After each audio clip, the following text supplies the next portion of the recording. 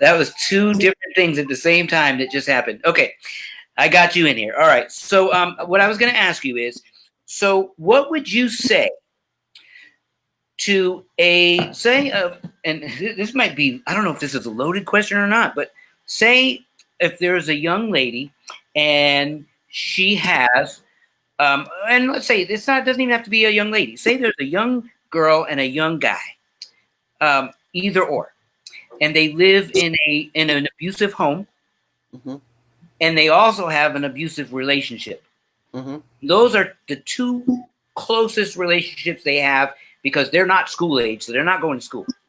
Mm-hmm. So basically, it's at home life, maybe a job of some sort, and then the other significant other, rather it's a girl, guy, or whatever.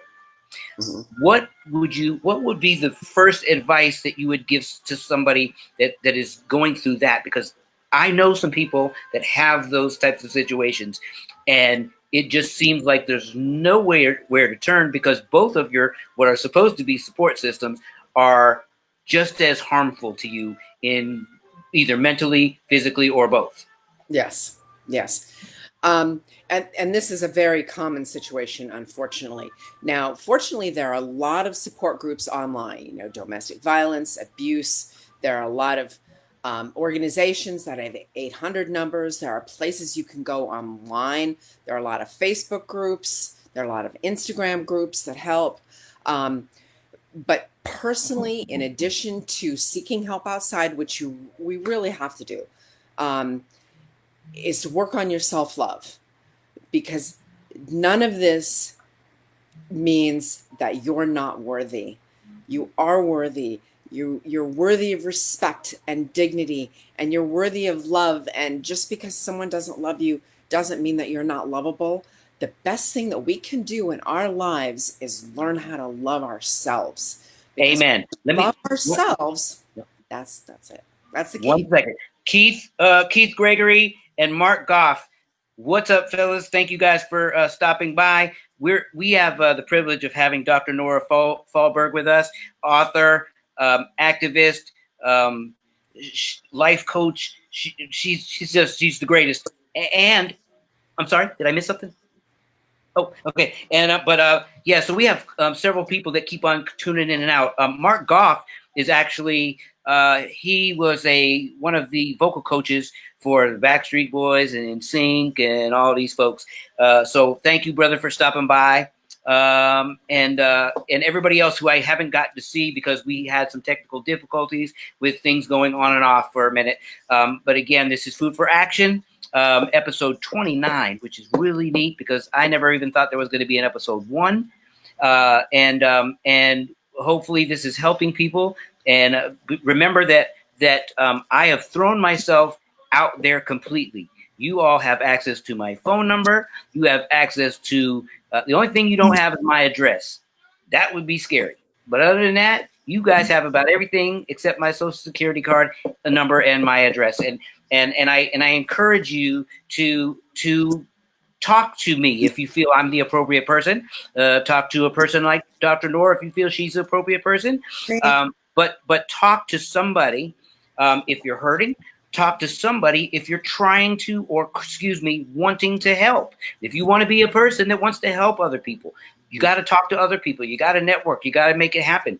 Listen, this is a very crucial time in the country. I'm going to give it to you 2 ways. And Dr. Nora, I'm not trying to take over, but I have to do You go for it, baby. Let me say something that's crucial because there are several unsurmountable or insurmountable looking things that are happening right now at the same time. There's a pandemic. There is racial injustice. There is such just human division besides racial division. There is political struggles going on. There is so much that is going on. There's abuses physically and mentally going on. There's all these things. There are weather acts of people would say God. I don't know yet if God is doing it yet, but because God does say he'll, there are going to be some storms and such, but I don't know if that's what these ones are. So there's weather, there's things that are happening. There's a lot of destruction going on. Human humanly or inhumanely, and also with nature. And so while all these things are happening, it is important. It is imperative that we learn how to love, that we learn how to share, and that we learn how to fight together. It is pointless for me to do this and for Dr. Nora to do what she does and any of the other people that I've introduced you to do what they do if you're not going to do it too. That doesn't mean you have to do it the same way I do it, but you have to be part of it.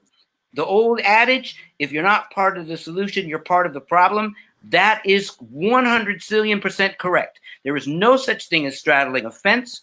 There is no such thing as being okay with, I didn't do it, so whatever. It's not. There's no such thing as sitting by the wayside until you feel something tingle in your body, because it ain't going to happen.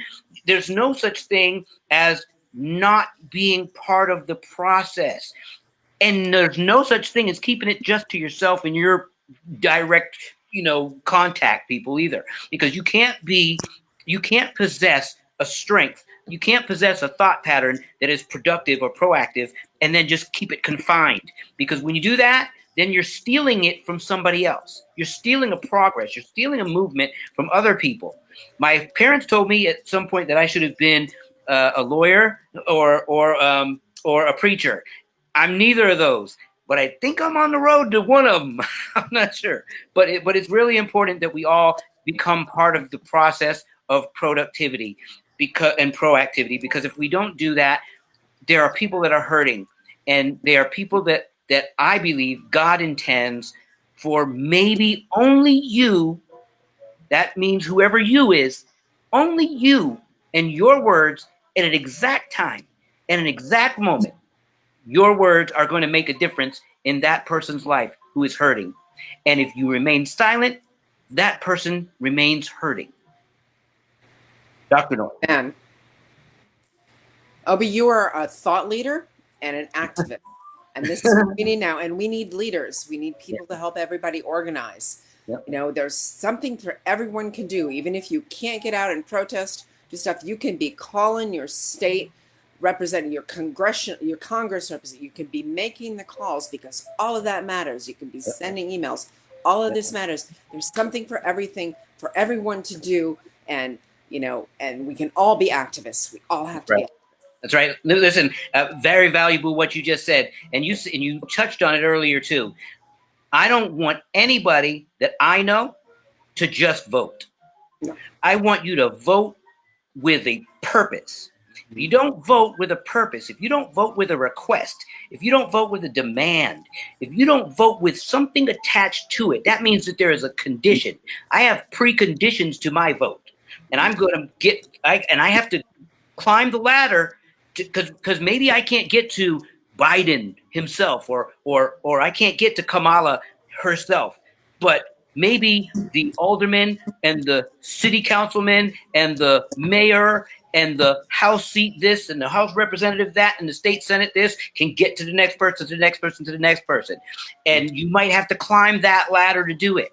And you might have to speak through them to show what you're requesting. But if you just vote pointlessly, if you just go in there and just spin around and put a blindfold on and hit a button, you failed.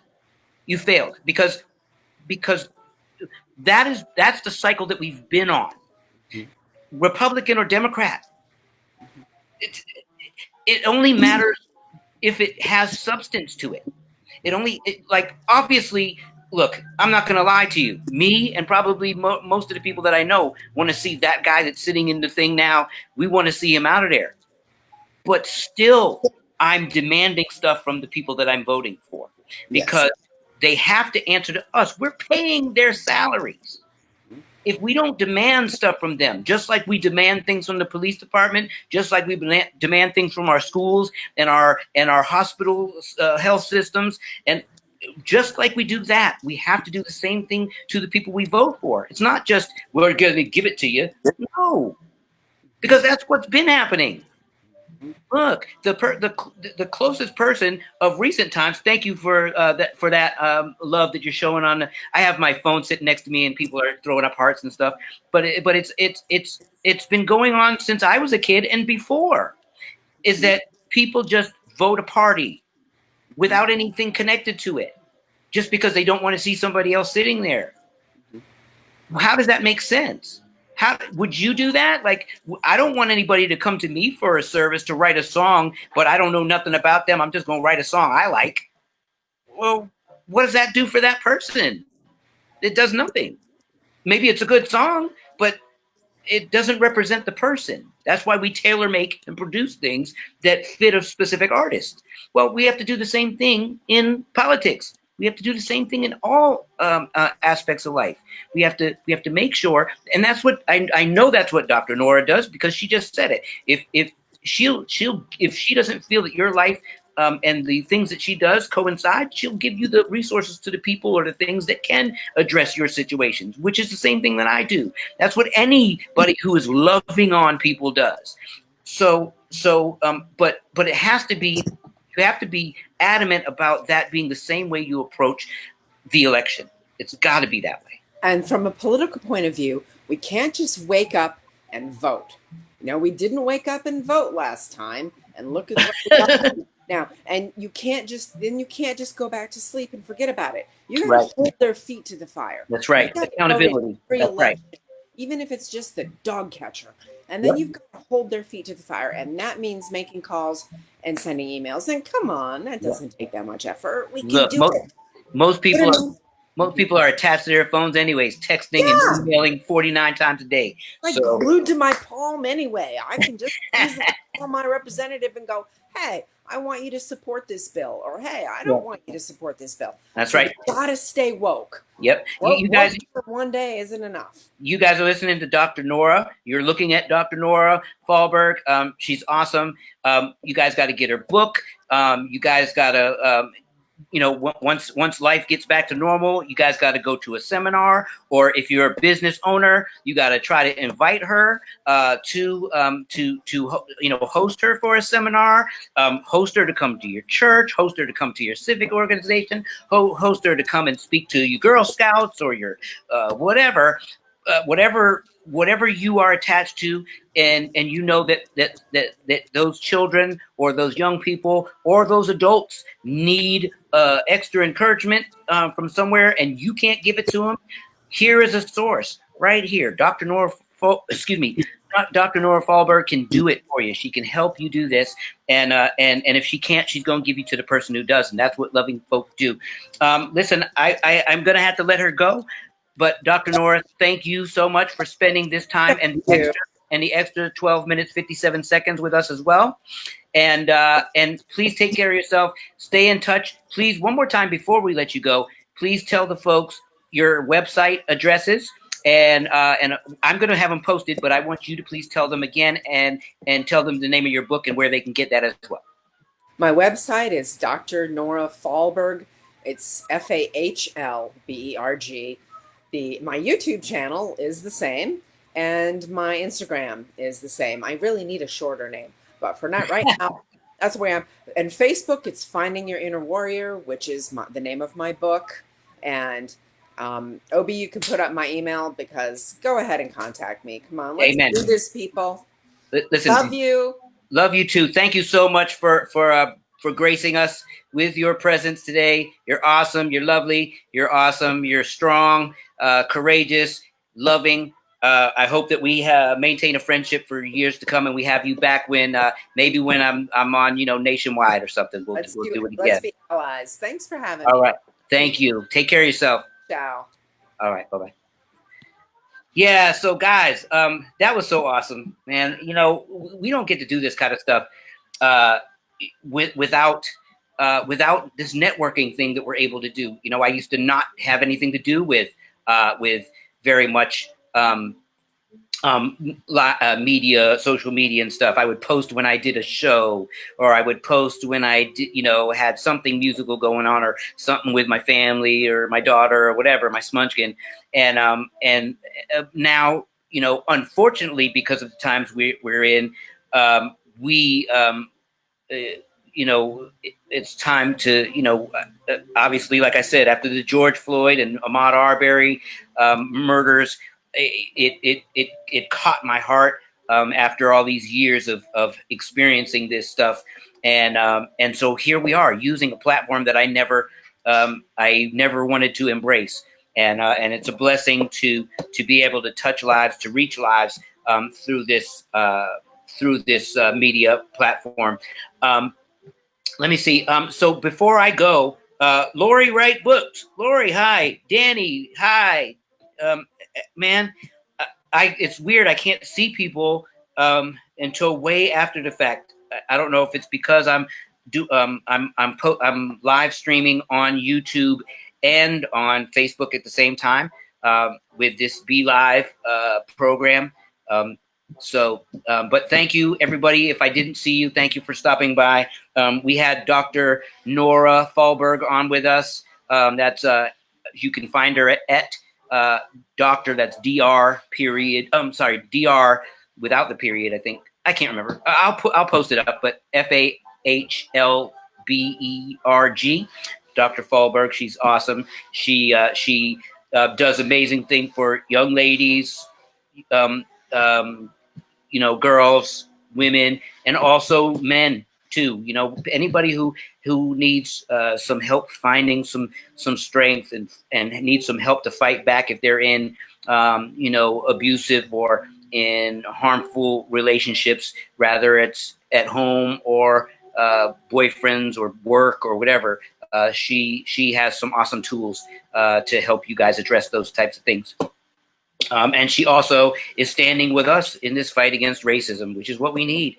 We need all our white brothers and sisters to join in and help us continue this fight until racism, systemic racism and the like exists no more. Before I go, I definitely have to read to you guys, and so I won't be able to see your comments for a minute, because I have to pull this up on my phone. But I want to read to you about another life that we lost. And as I told you in each, by the way, hope you liked my Trumplematics. I'm going to continue doing those, maybe not every day, but I'll continue. So far, I've done 20 Trumplematics, which are things that are associated with that guy in the seat, in the place. And hopefully you're seeing them and you're Googling them to double check so you can see that these things have been part of him, and you understand how hurtful that is, harmful that is to the country. Let me bring up the unfortunate Black life that we lost. You can find this information on Stories for Justice on Instagram. So please go by Stories for Justice on Instagram, and you will find this story and similar. Tonight we're going to talk about Alton Sterling, and you may have heard of him as well. But this is a young man who was from Baton Rouge, Louisiana, and on July 5th, 2016, Alton Sterling. He was known as a CD man, as he routinely sold homemade CDs in front of a convenience store, Triple S Food Mart. The store owner, Abdullah Maflahi, I don't know how to say that, I'm sorry, said Sterling had been a welcome presence at the store's parking lot for years. So he'd always been there selling these CDs. And the police were called on Sterling for reportedly threatening a man with his gun. The store owner said that Sterling was not the one causing trouble during the situation that led to the police being called. Baton Rouge police officers Howie Lake II and Blaine Solomoni were the responders. 2 graphic cell phone videos were captured of Sterling's last moments. The officers tasered Sterling for resisting, then forced him to the hood of a sedan and then to the ground to restrain him. The officer said, "He's got a gun." An officer then shouts, prompting his partner to pull out his gun. "Hey, bro, you effing move. I swear to God," the other officer says, now pointing his gun down at Sterling. 1 second later, 2 shots were fired. Then, before at least 2 more shots uh, are fired, an officer is heard yelling, "Get on the ground," despite Sterling already being pinned down. Sterling's gun remained in his pocket during the whole entire altercation. In other words, they never saw a gun, and this was on the cell phone videotapes. Sterling died of multiple gunshot wounds to the chest and back, according to the local coroner. His death was ruled a homicide. No charges have ever been filed against the officers who said they believed Sterling was reaching for his gun. Louisiana Attorney General Jeff Landry said the officers' actions were well-rounded and reasonable. Alton Sterling was 37. He was a father to 5 children, the oldest who was only 15 when he died. Sterling had been living at the Living Waters Outreach Ministries transitional shelter before he died, residents there said. They recalled him as a friendly man who stayed clean, cooked for his friends, and sometimes would offer up the music he sold free of charge. I never saw him coming in here with a weapon, and I never saw him drunk, resident Calvin Wilson said. He was nice, he was respectable, said Darren Gardner, a friend and a customer. So, as many of the other lives that I have focused on or brought to people's attention who didn't know before, that is another life that didn't have to be lost. It is another life that didn't have to end. And I don't know what kind of training, but there are, as I pointed out, there are elements in most American police departments. How do I say it again? It's not all of the police. I'm not incriminating every police officer. What I am doing is I am speaking to you about an element within police departments. And there is an existing element within police departments that unfortunately have something else on their minds when they're joining the department, or maybe they have other biases or other prejudices or bigotry thing within whatever hateful things they have. It's causing them to do harm disproportionately to Black and brown lives, and at an alarming rate. And it's not something that just started since the pandemic. It's not something that just happened once in the 80s and then never happened again until Ahmaud Arbery or George Floyd or Breonna Taylor. It's not something like that. It is something that has been going on almost on a daily basis in some city or town in the United States of America. Every day. There is not one day when an abuse of power by an element of a police department somewhere hasn't occurred. There's not one day. Now you're being enlightened and being quote unquote woke because now there's cell phones catching it all the time, because nobody can stop somebody from filming it with their cell phones. Thank you, folks who are joining in. Please say hi when you're here. I see you sneaking in and out, but thank you for tuning in. And if you're tuning in later, thank you for that as well. But this is not something that's new. It's not new. It's not a brand new thing that just popped up out of nowhere that a couple of racial incidents happened. That's not what it is. This is a way of life, unfortunately. This is an all the time, everyday occurrence. This is part of the fabric of this country, is that we know that when we wake up every day, we have to be on the lookout, because we don't know if it's going to be the protect and serve police that show up or if it's going to be the abuse and die police that show up.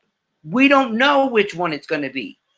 We don't know that, look, when I was driving, I can't now because of my chronic Lyme thing, but when I was driving, I would walk around the car, check the lights, check the windows, check everything, make sure there's nothing wrong, no extra smoke, no flat tire, just nothing. I had to do that every time I got in my car. Did you? Do you see? Do you have to warn your children, your young children, to make sure they don't play cops and robbers outside with a gun because they might be mistaken for carrying a real gun and get shot to death by a police? Do you have to worry about that? So there's a slant, there's a demented side, a part of this country and the frame of mind that it's so distorted, and we Black people are suffering because of that.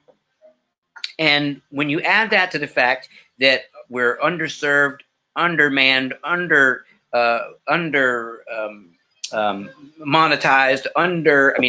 everything under, you know, we don't have equal access to education, healthcare, etc. And because of that, all of those things, it's almost like everything's stacked against us. I'm not saying that we can't get out. I'm not saying that we can't make it. What I'm saying is that we don't have equal access and equal freedom, that thing that is supposed to be covered by the Constitution and the Bill of Rights. We don't have that. We don't have all men are created equal, that they are endowed by certain unalienable rights. We don't have that. That to us, since I was a kid, is just on a piece of paper in a book somewhere. And this is something that my white brothers and sisters, you have to acknowledge, and you have to understand, and you have to face. And then you have to then help us fight against that, because we should be able to say we the people and believe that we're included in that. We should be able to say one nation under God, indivisible, and justice for liberty and justice for all, and be included in that all. When we say all lives matter and you guys fight about it, look, you guys should be just as angry as us that we have to say it. You guys should be angry at the people who make us have to say that, not angry at us for saying it. If you love me, if you're my friend, you should be angry that I'm upset by it, that I'm hurt by the fact that we have to talk about this. You should be angry and frustrated with me and help me fight against the fact that I have to sit here and talk to people about racism and systemic racism in America twice a week, on Wednesday and Sunday from starting at 7 o'clock or a little bit before. Do I appreciate the fact that people are watching and listening? Absolutely. Do I appreciate the fact that people are sending letters and messages and texts and calls? And yes, I do. But it should be able to happen where, because look, when I was thinking about doing something on video, you can check with my little brother. We were talking about doing some music online. You can ask one of the guys who I played music with, Chad Schneider, cool brother. That's one of my cool white brothers. And I was trying to get ready to do some music online. But after all these things started creeping up again and again, then it turned into me talking to you about how we can get my white brothers and sisters involved in the fight to help Black people not have to face the kind of America that we face today. You know, I don't know how you guys feel. Maybe some of the things that I'm saying are helpful to you and so on, but I don't want to, I don't want us or anybody who is an activist or we shouldn't have to do this. We're begging and pleading for your help so that we can change the systems and the way they function and the way that they don't allow for things to be equal. we're asking you to help us with that. And I have to say that, you know, I want to have, you know, I want you guys to surprise me. And like one day I wake up and it's like, it's a Wednesday and I'm like, oh snap. What? There's a rule and a law against racism? Oh my goodness.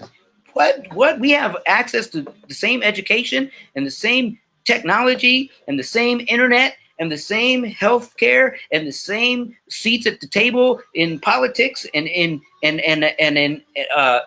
Fortune 500 companies and in owning sports teams and in the ownership of businesses, period, and in the same access to the same types of loans for small businesses or big businesses, the same access to, do you see what I'm saying? The same access, the same, because if this country is supposed to stand for liberty and justice for all, then that means all of us are supposed to have the same freedoms as everyone else. All of us are supposed to have the same access to all of the systems that exist, be it manufacturing, be it health, be it government, be it politics, be it law, whatever it is, we're supposed to have the same access because it's supposed to be equal for all. But if you look at everything that I just mentioned, if you look at everything economically, if you look at everything politically, you will find out that there are less of us that are at the table than there are of you. And let me say this.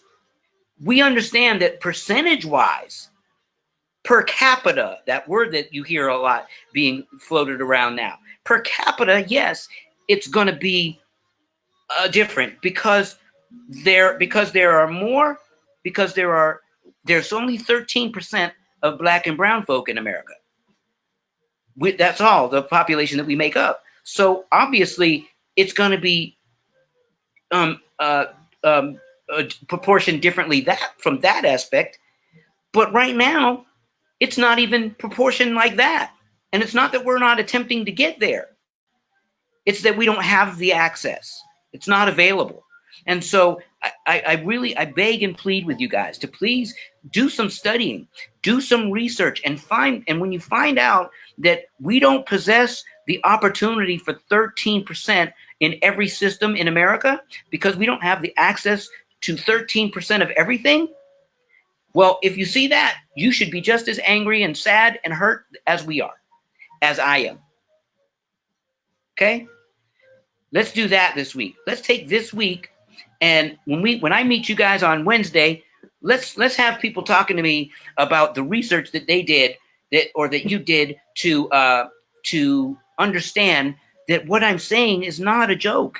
It's not a race card. It actually is the way that it is. And I challenge you, if you can show me, now let me be clear. I'm not talking about do we have an abundance of rappers and singers and actors or DJs. I'm not asking you that. I'm asking you that do we have the access to places of power in all systems that exist in this country? Do we now have that shift to where we are at least 13% of everything? Because if we're not at least that, that means that the doors have not been opened yet. Because it's not lack of trying. It's not lack of attempts. It's not lack of work, blood, sweat, tears, studying. It's not that. 13% of us, at least 13% of us have the same qualifications as white America does. At least 13%. So when we get to that point, then you can start to, I mean, you probably shouldn't, but if you wanted to talk about something, then if you wanted to have an argument to say, well, there's only 13% of you guys in America, and so you have 13% of this or that. Well, if you wanted to say that and let that be an argument, at least that might be something to talk about. Still ain't fair. Still's not right, because if we're qualified, even if it was 50% of us qualified, we should still have the same access. But if you wanted to do that, so do me a favor and tell me all of the systems that where we possess the power or equal power in this country, at least 13%. I'll wait for the emails. I'll wait for the messages. I'll wait for the texts. I'll wait for the messenger messages and whatever else. And when we do that, then we'll start a different version of the conversation. Okay? Listen, I love you all. That was food for thought, which should turn into food for action. If you need to reach me, you can. My phone number's up. My email's up. You can text. You can email. You can, talk in the stems or the streams or whatever the heck they're called. And but reach out to me. Let me know if I got something wrong here. Let me know what it is. And please provide some proof, because I'll study it. I do that all week. I study. When I get questions asked to me, I study. And I study a wide array of things to find out where the common thing is, to prove something to be, give something the benefit of the doubt of being right or wrong. Okay, so I don't come at this from a Democratic side. I don't come at this from a Republican side. I don't come at this from a moderate side. I come at this from a learned side. I read, I listen to other people who know more than me about a subject, and then I do my best to relay it to you, also providing you the same references and sources. So if there's any source that you need, if there's any questions that you have, if there's any comments that you want to make, please do so. Let's keep the conversation going, and let's turn the conversation into action. Let's start processing these conversations and doing something with them. Okay? I love you all. Again, thanks for Dr. Nora Fahlberg for being my guest today. If you missed her, please go back and watch the episode. You'll find it on right here. You'll find it. You can look at it later. You can look at it on the page, which is the Food for Action page, which is let me see, OBI, all lowercase letters, OBIE_SBTSBC. You can look it up on YouTube under capital SBTSBC hyphen OB Morant. And other than that, you can find links everywhere. I'm on Twitter and all that stuff under the same thing, OBIE _SBC. So I say the same thing, and you'll find it. But please look for Dr. Nora Fahlberg. Everybody, men, women, boys, girls. If you're in trouble, if you need help, if you need to figure out how to arm yourself, there's plenty of people out here to do that. She is one of them. Please talk to her as well. See what she has to say, and hopefully, and I believe it will help you. It'll do some good. Until Wednesday, I love you guys. Love your neighbors. Love, like true. That's what a good Christian is going to do. There's no segregation in heaven, just so you know. All right. Thank you, guys. God bless. I'll see you Wednesday. Same black time, same black channel.